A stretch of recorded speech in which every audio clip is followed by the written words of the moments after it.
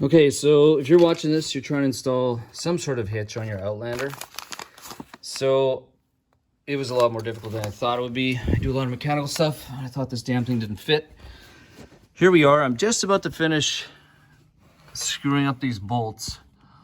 There's one, there's two, and there's three. But the problem is that where the metal matched the road right there on the other side. So if this is that wing, on the other side, this is such a tight fit, both of these wings.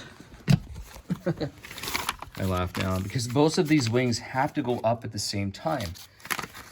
So I put one on and then I tried to cantilever it up and it wouldn't go. So it was like 1/4 of an inch off. So what I ended up doing was having my winch, it's up now, but I had it sitting. You can see where right up there on the bottom of the jack. So what I actually did was I had my jack lifting one side. So that was all the way up to that. My jack was up. And then I was lifting on this side. And my foot was pumping the jack up and down. And then it slowly made its way up. And then there was a point where it on the other side, I'm gonna do it on the other side, I'm just on this side. I did have to take the exhaust off. You can see I just took the whole bracket off. It was just easier. It's like 2 1/2-inch bolts. And so what happened was it still got bunged up right along here. This stuff here is, I live in winter time, so lots of salt on the road. Still gonna rust out.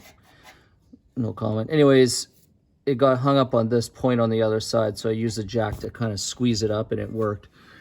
And then what I had to do was then once the first 2 bolts, I was able to get these first 2 bolts up, this one and then on the other side. And then what I did was I put the jack in the middle and use that as a lever to kind of lift it. If these are the bolts that are attached, lift it up on the main hitch here. So now I'm finally,